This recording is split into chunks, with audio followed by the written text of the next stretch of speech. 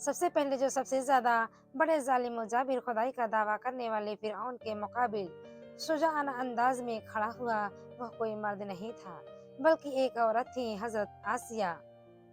سب سے پہلے جس نے مکہ اور کعبہ کو آباد کیا وہ کوئی مرد نہیں تھا بلکہ ایک عورت تھی، حضرت ہاجرہ خاتون۔ سب سے پہلے جس نے روئے زمین کا مبارک ترین زمزم نوش فرمایا وہ کوئی مرد نہیں تھا بلکہ ایک عورت تھی، حضرت ہاجرہ خاتون۔ سب سے پہلے جو ہمارے نبی حضرت محمد مصطفیٰ صلی اللہ علیہ وسلم پر ایمان لائی وہ کوئی مرد نہیں تھا بلکہ ایک عورت تھی، حضرت خدیجہ الکبری رضی اللہ عنہا۔ جس نے کسر یزیدی کو لرزا دیا وہ کوئی مرد نہیں تھا بلکہ وہ عورت تھی، حضرت زینب بنت علی رضی اللہ عنہ۔ ہر عورت کو مبارک کی وہ عورت پیدا کی گئی، عورت ہونے کا حق ادا کریں، اسلام کی ان مثالی عورتوں کو اپنا آئیڈیل بنائیں، نہ کہ آج کل کی ڈرامہ سیریل کی عورتوں کو۔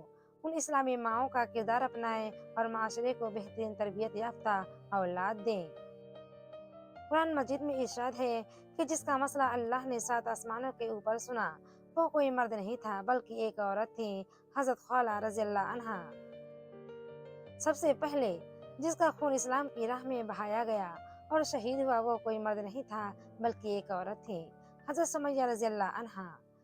سب سے پہلے جس نے اپنا مال اسلام کی راہ میں دیا وہ کوئی مرد نہیں تھا بلکہ ایک عورت تھی، حضرت خدیجہ الکبری رضی اللہ عنہا۔